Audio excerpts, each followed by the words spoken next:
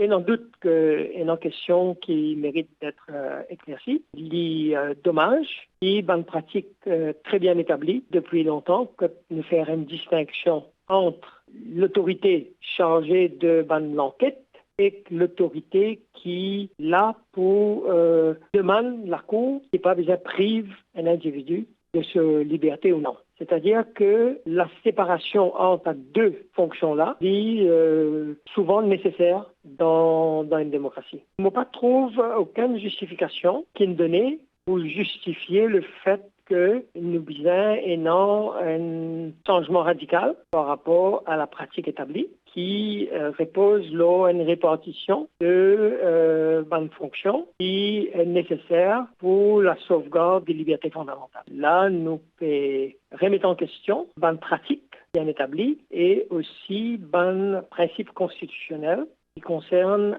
les pouvoirs du DPP. Donc, il est clair que c'est le DPP qui est en contrôle lors l'initiation de poursuites ou même le fait de pouvoir arrêter une poursuite à n'importe quel moment. Donc, la question, en fait, qui probablement capable poser dans le cadre de ce débat actuel-là, et dans quelle mesure un pouvoir indiscutable du DPP, énoncé de façon très claire dans la Constitution, dans quelle mesure est-ce que ce pouvoir-là y applique aussi à l'étape où un monde peut faire une bail application. C'est-à-dire que quand il s'agit de poursuite, il est clair que c'est le DPP qui est dans le contrôle total. Mais c'est-à-dire que même si vous pouvez employer un avocat en dehors, etc., c'est le DPP qui peut still et non le dernier mot. Mais je pense que ce débat-là lui donne l'occasion pour réfléchir aussi le rôle et les pouvoirs du DPP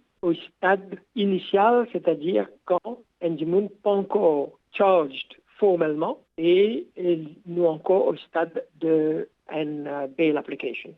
Pour plus de vidéos, cliquez sur like, abonnez-vous en cliquant sur subscribe et activez la cloche de notification pour rester informé.